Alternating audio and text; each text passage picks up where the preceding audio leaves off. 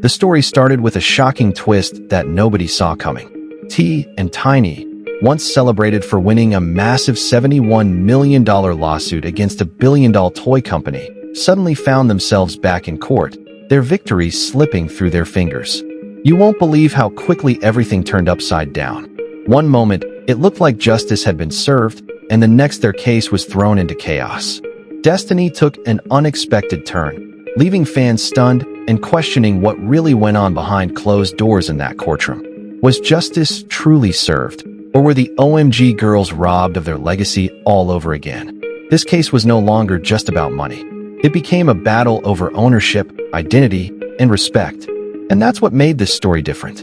To understand how this legal storm began, we had to go back to the roots of this controversy. The OMG girls were not just any girl group. They were a cultural movement. Tiny Harris formed the group in 2009, and from the very beginning they stood out with their bright, colorful hairstyles, glittery outfits, and unapologetic confidence. They became icons for a generation of young black girls who rarely saw themselves represented in mainstream music and media. The OMG girls weren't simply performing songs. They were setting trends, shaping a new wave of style that mixed hip-hop energy with a bold, glamorous edge. Their fans connected with them deeply, seeing reflections of their own culture and identity in their music and their fashion. Even after the group disbanded in 2015, their influence did not fade. Their look, their style, and their attitude continued to inspire young fans, and their legacy stayed alive through the trends they had created. But here's where it gets interesting. In 2008, MGA Entertainment, the company behind the world-famous LOL Surprise brand, launched a new doll line called OMG Dolls. The dolls immediately caught attention, but not only for their popularity. Fans began to notice a strange familiarity. The bold wigs, check. The edgy urban fashion, check. The colorful looks and sassy personalities, check and check again. Suddenly, social media was buzzing with side-by-side comparisons of the OMG dolls and the OMG girls. The resemblance was shocking. Fans started asking serious questions. Was this a coincidence, or had MGA simply taken inspiration from the OMG girls' image and turned it into a billion-dollar product? Let me tell you, this was the moment everything exploded. T and Tiny saw what was happening and knew this wasn't just about dolls. It was about their group's image being used without permission, without credit, and without compensation. They decided to take action, filing a lawsuit against MGA Entertainment. At first, people thought this would be just another celebrity versus corporation story, but it quickly became clear that it was something much bigger. This was about cultural ownership. It was about a black creative group standing up to a giant company and saying, "Yeah, you cannot profit off our culture and erase our names." The case started to gain attention from the press, with fans passionately supporting T Tiny and the OMG girls. Social media erupted with discussions about representation and creative theft. And for a moment, it felt like the couple might actually take down one of the biggest toy brands in the world. But here's the shocking part. When the case first went to trial, it looked like the OMG girls had won. T.I. and Tiny's legal team presented powerful evidence. Side-by-side images of the OMG girls and MGA's dolls. The similarities were undeniable. Every detail from the hairstyles to the clothing choices was nearly identical. Fans watching the trial online couldn't believe what they were seeing. For many, this wasn't just proof of inspiration. It looked like straight-up copying. When the jury came back with their decision in January 2024, it felt like history had been made. They awarded T and Tiny a staggering $71 million in damages. The courtroom buzz was shocked. The toy industry was shaken, and the couple's victory became a trending topic. Supporters celebrated this as a major win for black creators everywhere, believing it would set a precedent for protecting cultural identity. But Destiny was not finished twisting the story, and the craziest part was still to come. Just when it seemed like T and Tiny had finally gotten justice, everything flipped upside down. A few months after their big win, Judge James Selna, who had overseen the trial, made a shocking ruling. He reviewed the evidence presented during the trial and decided that the proof wasn't strong enough to show that MGA had acted with deliberate intent. That meant in the judge's eyes there wasn't enough to prove that MGA had maliciously copied the OMG girl style on purpose. In one devastating decision, The original $71 million verdict was slashed down to $17.9 million. In the most controversial part of the jury's ruling, the punitive damages was thrown out completely.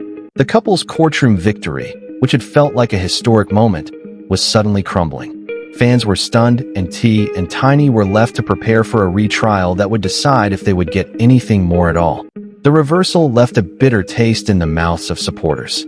People couldn't understand how a jury had seen enough evidence to deliver such a massive verdict, yet the judge could step in and strip it away. The craziest part was that while the court admitted MGA's team was aware of the OMG girls during the doll development process, the judge claimed that knowing about the group wasn't the same as intentionally stealing their image. This decision created a wave of outrage online. Social media users accused the legal system of failing Black creators yet again, saying that even with fame and resources, T.I. and Tiny were being forced to fight an uphill battle. The story was no longer just a legal drama. It had turned into a conversation about cultural exploitation and systemic inequality. But this is where it gets interesting. The judge's decision didn't just cut down the damages, it also sparked questions about what evidence was kept from the jury. According to sources close to the case, several key pieces of communication from MGA's internal team were never presented in court. Emails and design drafts that directly referenced the OMG girls were reportedly kept out because the judge believed they could overly sway the jury without directly proving intent. Critics called this a huge blow to T.I. and Tiny's case because to them, those messages showed that MGA knew exactly what they were doing. Even worse, the jury didn't get to see the toy company's history of cultural controversy. This wasn't the first time MGA had been accused of profiting from Black culture without crediting or paying the original creators, but none of that was allowed to be discussed in the trial. Fans were furious when they learned about one particular line from an MGA designer that never reached the jury. In a message they had allegedly written, "Let's make it edgy like OMG girls, but without the drama." That one sentence could have changed everything, but it was never shown during the trial. People started asking themselves, if this level of evidence wasn't enough, what would it take for creators to prove their work was stolen? T.I. and Tiny's legal team was determined to fight back, but the weight of the toy company's power and resources loomed large. MGA was worth billions with lawyers and connections that could drag this case out for years. The tension around the case grew even higher when journalists and commentators began digging deeper into MGA's practices. Conversations started about how corporations often took elements of Black culture, music, fashion, language, and packaged them for mainstream audiences without credit or financial recognition for the communities that created them. The OMG Dolls case became a symbol of that problem. This wasn't just about a lawsuit anymore. It was about who gets to own and profit from culture. T and Tiny, once confident that their fight would be a landmark victory, now had to prepare for a retrial that could take everything away. The stakes were higher than ever, and what started as a straightforward lawsuit had turned into a battle that the entire entertainment and fashion world was watching closely. As the dust settled from the shocking reversal, whispers about hidden evidence and behind-the-scenes drama only grew louder. This was no longer just a case about dolls and damages. It had become a cultural storm. Fans and insiders began sharing details about emails, sketches, and even text messages that allegedly linked MGA's creative team directly to the OMG girls. Some of these communications reportedly showed designers openly discussing urban fashion trends, hip-hop aesthetics, and styles inspired by young Black girls. Yet, none of it had been presented to the jury. Critics claim this was a deliberate attempt to protect MGA, arguing that these messages could have completely shifted the outcome of the trial. For supporters of T.I. and Tiny, this wasn't just disappointing, and it was proof that the legal system often favored corporations over creators. But here's where it gets interesting. The more people learned about the trial, the angrier they became.